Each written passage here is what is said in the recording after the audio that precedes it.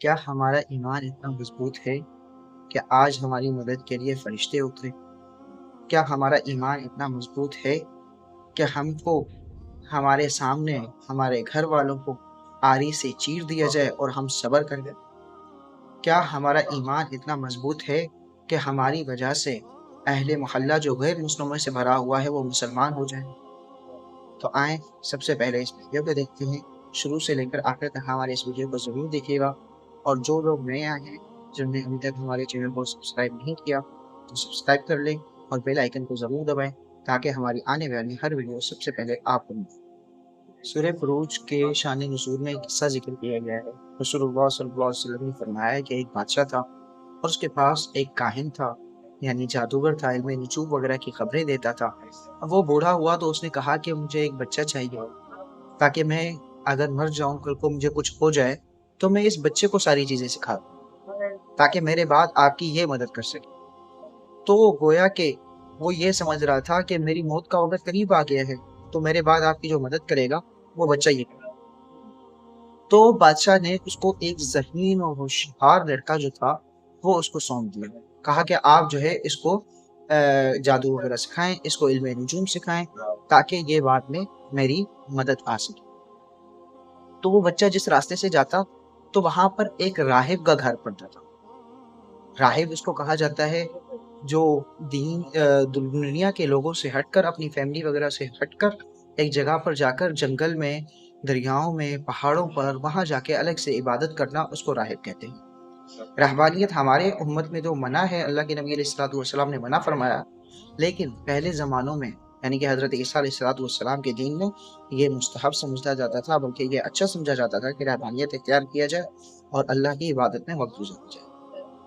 تو ایک راہب کا گھر پڑتا تھا وہاں پر، اور وہ بچہ جب بھی جاتا تو وہاں پر رک جاتا تھا، یعنی کہ جب وہ عبادت میں اور واعظ و نصیحت میں مشغول ہوتا تھا راہب، تو یہ بھی وہاں پر کھڑا ہو جاتا تھا اور ان کی عبادت اور واعظ و نصیحت وغیرہ یہ سن لیا کرتا تھا۔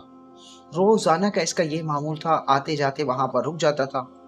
اگر جادوگر کی بھی اس کو مارتا کہ بھائی کیوں لیٹ آئے ہو، اور جو ہے پھر بادشاہ بھی اس کو الگ سے مارتا کہ جو ہے نا تم کیوں لیٹ آئے ہو بھائی، تو اس دوران یعنی کہ اس نے راہب سے شکایت کی۔ اس نے راہب سے یہ شکایت کی کہ میں بیچ میں جاتا ہوں، آپ کا یہ واعظ و نصیحت سن کے جاتا ہوں، تو جب میں تاخیر سے پہنچتا ہوں تو مجھے وہ بادشاہ بھی ڈانٹتے ہیں اور جو کاہن ہے وہ بھی ڈانٹتا ہے مجھے۔ تو راہب نے اس کو مشورہ دیا۔ راہب نے کہا جب تم سے جادوگر پوچھے کہ کیوں دیر سے آئے ہو تو تم نے کہنا کہ گھر والوں نے مجھے روک دیا تھا، اور گھر والے اگر یوں کہیں کہ تم کیوں دیر سے آئے تو تم کہنا کہ مجھے جو ہے نا جادوگر نے روک دیا تھا۔ یوں ہی ایک زمانہ گزرتا ایسے چلا گیا، ایک طرف وہ جادو سیکھتا رہا، دوسری طرف وہ اللہ کا کلام سیکھتا رہا، اللہ کا دین سیکھتا رہا۔ ایک دن اس نے یہ آزمایا، ایک دن واقعہ ایسا پیش آیا کہ اس کو یہ آزمانا پڑا کہ ایک راستے میں ایک شیر بیٹھا ہوا تھا۔ لوگ ادھر ادھر اس شیر کی وجہ سے پریشان تھے، بھاگ رہے ہیں، کہیں ادھر بھاگ رہا ہے، کوئی ادھر بھاگ رہا ہے۔ تو اس نے اپنے دل میں سوچا کہ آج موقع ہے کہ میں دونوں کے دین کو آزما لوں، جادوگر کے دین کو بھی آزما لوں، راہب کے دین کو بھی آزما لوں۔ اس نے ہاتھ اٹھائے، دعا کی کہ یا اللہ، اگر اس راہب کا دین سچا ہے اور آپ کو پسند ہے تو اس شیر کو میرے اس پتھر سے ہلاک کر دیجیے۔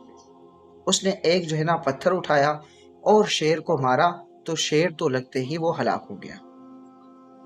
پھر اس سے اس کا ایک فیم بڑھ گیا کہ لوگوں نے دیکھا کہ یہ تو بہت بڑا یعنی کہ جادوگر ہے، یا کوئی ایسا بہت بڑا اللہ والا ہے۔ تو لوگ اس کے پاس آتے رہے اور یہ دم وغیرہ کرتا رہا راہب کے پاس۔ تو اس نے واعظ و نصیحت وغیرہ سیکھی ہوئی تھی، لیکن یہ صرف ایک ہی بات کہتا تھا، میں صحت نہیں دے سکتا، میں شفا نہیں دے سکتا، میں دعا کر سکتا ہوں، اللہ تعالیٰ شفا دینے والے۔ اور اسی طریقے سے برس وغیرہ کے، نابینا کی، ہر ایک کی بیماری میں اللہ تعالیٰ نے اس کے ہاتھ میں شفا رکھی تھی۔ ایک دفعہ کیا ہوا کہ ایک اندھا آیا، اس نے کہا کہ میری آنکھیں جو ہے نہیں۔ اس لڑکے نے کہا کہ میں ایک ہی شرط پر تمہاری آنکھیں واپس دے رہا ہوں، تم یہ کہو کہ اللہ کا دین سچا ہے تو میں تمہیں اللہ سے دعا کروں گا، کیونکہ شفا میرے ہاتھ میں نہیں ہے اور اللہ تعالیٰ تمہیں شفا دیں گے۔ اس نے کہا کہ ٹھیک ہے، میں بیعت کرتا ہوں آپ کے ہاتھ پر، میں ایمان لے آتا ہوں، آپ میرے لیے دعا کریں۔ جیسے ہی اس نے بیعت کی تو وہ جو ہے نا اندھا صحتیاب ہو گیا، اس کو شفا مل گئی۔ اب یہ بادشاہ کے پاس گیا، جیسے کہ یہ پہلے اندھے، کیونکہ وہ ملازم تھا بادشاہ، اندھا شخص تھا، بادشاہ کا ملازم تھا، پہلے کام وغیرہ کرتا تھا، ایسے نہیں کر رہا، بہت اچھے طریقے سے دیکھ بھال کر رہا ہے۔ بادشاہ نے اس سے کہا کہ تمہیں یہ آنکھیں کس نے دی؟ اس نے کہا میرے اللہ نے۔ اس نے کہا کہ یعنی کہ میں نے تمہیں یہ آنکھیں دی؟ گویا کہ وہ بادشاہ خود کو خدا کہہ رہا تھا۔ اس نے کہا نہیں، تم نے نہیں دی، مجھے میرے رب نے یہ آنکھیں دی۔ تو اس بات پر بادشاہ نے اس کی مار پیٹ شروع کر دی اور اس کو بہت مارا۔ اسی وجہ سے پھر بادشاہ کو یہ بات پتہ چلی، پھر آہستہ آہستہ بات کھلی تو راہب کو بادشاہ نے اٹھایا، جو اس لڑکے کو واضح نصیحت کرنے والا تھا۔ راہب کو اٹھا لیا، اندھے شخص کو اٹھا لیا بادشاہ نے، اور اس لڑکے کو لے کے آیا اور اس لڑکے کو کہا کہ تم اپنے دین پر کو چھوڑتے ہو، یعنی مجھے خدا مانتے ہو، نعوذ باللہ، تم اپنے دین کو چھوڑ دو اور مجھے خدا مان لو تو میں تمہاری جان بخش دوں گا۔ لیکن اس بچے کا ایمانی جذبہ، اس راہب کا ایمانی جذبہ اور اس اندھے کا ایمانی جذبہ دیکھیں آپ۔ اس نے آری منگوائی، راہب کو چیرا، اندھے کو چیرا اور کہا کہ بچے کے سامنے، اور اس بچے سے کہا کہ ابھی تمہارے پاس موقع ہے، تم کہہ دو کہ بادشاہ تم میرے خدا، تو میں تمہاری جان بخش دوں۔ بچے کا ایمانی جذبہ دیکھیں، بچے نے اس بات کو گوارا تک نہیں کیا کہ میں اپنے رب کو چھوڑ کر اس بادشاہ کو رب ہوں، کہ اسی بات پر کہ فضائے بدر پیدا کر کے فرشتے تیری نصرت کو اتریں، فضائے بدر پیدا کر کے فرشتے تیری نصرت کو اتریں، اتر سکتے ہیں گردوں سے کتاب، اندر کتاب اب بھی کتاب۔ ہاں، ایسی ایمانی جذبہ ہونا چاہیے کہ فرشتے تیری نصرت کو اتریں، اندر سے کتاب اب بھی کتاب۔ پہلے بھی جیسے اترتے تھے آج بھی اتر سکتے، احد کی لڑائی میں اترے تھے آج بھی اتر سکتے ہیں، صحابہ کی مدد کرتے تھے آج بھی مدد کرنے کے لیے فرشتے اتر سکتے ہیں، لیکن ہمارا ایمانی جذبہ ہونا چاہیے۔ تو بہرحال میں عرض کر رہا تھا کہ اس بچے کو یہ کہا گیا کہ آپ مجھے مانتے ہو اپنا خدا تو میں تمہاری جان بخش دوں گا۔ بچے نے کہا کہ نہیں، میں یہ گوارا نہیں کرتا۔ تو بادشاہ نے حکم دیا اپنے سپاہیوں کو کہ اس کو آپ لے جائیں، اس کو لے جائیں ایک پہاڑ کے اوپر، اس کو وہاں سے دھکا دے دیں۔ جب اس کو اس پہاڑ کے اوپر لے گئے، بچے نے دعا کی کہ یا اللہ اگر تیرا دین سچا ہے تو مجھے بچا لے اور ان کو ہلاک کر دے۔ تو اچانک پہاڑ جو ہے نا لرزنے لگا، وہ سارے سپاہی گر گئے اور وہ بچہ جو ہے نا زندہ سلامت ہو کر واپس نیچے آیا، بادشاہ کے پاس آیا اور کہا کہ میں زندہ صحیح سلامت واپس آیا ہوں اور آپ کے جو ساتھی تھے وہ سارے مر گئے ہیں، سارے ہلاک کر دیے ہیں اللہ رب العزت۔ پھر بادشاہ نے اپنے دوسرے سپاہیوں سے کہا کہ اس کو کشتی میں لے کر جاؤ اور سمندر کے بیچ میں اس کو ڈبو۔ جب وہ سمندر کے بیچ میں اس کو لے گئے تو بچے نے پھر دعا کی کہ اے اللہ جس طرح تو چاہے مجھے ان سے بچا دے، جیسے تو چاہتا ہے۔ تو کیا ہوا کہ دعا کے ساتھ ہی ایک پانی کا موج ہے، جیسے ہی موج اٹھی اور سارے کے سارے سپاہی سمندر کے اندر غرق ہو گئے، لیکن صرف وہ بچہ باقی رہ گیا۔ پھر وہ بادشاہ کے واپس آیا اور کہنے لگا کہ میرے رب نے مجھے بچا لیا۔ فرمایا، اس بچے نے کہا کہ اے بادشاہ تو کتنی ہی تدبیریں کر لے، تو مجھے ہلاک نہیں کر سکتا، لیکن میں تمہیں ایک طریقہ بتاتا ہوں جس سے اگر تو چاہے تو میرے کو مار سکتا ہے، میری جان نکل سکتی ہے۔ بادشاہ نے کہا ایسا کیا طریقہ ہے بھائی؟ تو اس بچے نے کہا کہ ایک طریقہ ہے کہ سارے مجمع کو بلاؤ اور مجھے کھجور کے تنے پر پھانسی دو اور بسم اللہ لا الہ الا اللہ پڑھ کر مجھ پر تیر مار۔ تو گویا کہ اس نے ایسا ہی کیا اور اس نے جیسے ہی تیر پھینکا اس کی کن پٹی پہ لگا اور وہ وہاں پر بچہ شہید ہوا۔ تو مجمع میں سارے کے سارے مسلمان سارے ایمان لے آئے۔ بادشاہ پریشان ہو گیا تھا کہ میں تو اس سے جان چھڑا رہا تھا اور اب تو اتنے سارے مسلمان ہو گئے، سارے ایمان لے آئے۔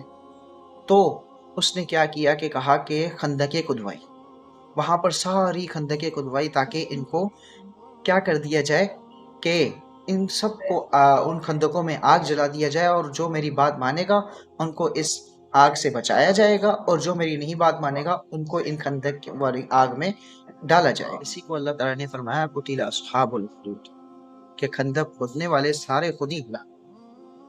اسی کے آگے واقعہ آتا ہے کہ ایک عورت تھی، اس کے ساتھ دودھ پیتا بچہ تھا، کہ جب وہ جاتی آگ کے پاس تو وہ جو ہے نا چھوٹا سا بچہ تھا، یعنی کہ وہ جھجکتی تھوڑا کہ میں کیسے جاؤں۔ اس بچے کو پھر اللہ تعالیٰ نے وہاں پر معجزہ ظاہر کیا۔ اس بچے کو اللہ تعالیٰ نے دودھ پیتے بچے کو بولنے کی صلاحیت دے دی، اور اس نے کہا کہ اے میری ماں، تم جو ہے نا اس میں مت کود پڑو، اس سے مت ڈرو، کیونکہ تم حق پر ہی ہو، تم حق پر ہی ہو، تم اس سے مت ڈرنا، تم اس میں کود پڑو۔ تو آپ خود دیکھیں کہ ایک بچے کے ایمانی جذبے سے اللہ تعالیٰ نے کتنے سارے لوگوں کو مسلمان کر دیا۔ آج ہمارے ایمانی جذبے کا ہمارے ماحول پر، ہمارے گھر میں، ہمارے خاندان میں، ہمارے علاقے میں، ہمارے شہر میں، ہمارے ملک میں، ہمارے ایریے میں، ہماری یعنی کہ جتنی بھی ارد گرد کی چیزیں ہیں سب کے اوپر اثر ہوتا ہے۔ اگر ہمارا ایمانی جذبہ مضبوط ہوگا تو ہمارے ارد گرد کے ساری چیزیں اچھی اور ساری چیزیں خود بخود ایمان کے نظم و ضوابط کے اندر آ جائیں۔ اگر ہمارا ایمان اندر سے بگاڑ والا ہوگا، فساد والا ہوگا، چوری، ڈکیتی، جھوٹ بولنا، دھوکہ دینا، یہ ساری چیزیں اگر ہمارے ایمان کے اندر ہوں گی تو ہمارے سے ہم کو کوئی نہیں بچا سکتا۔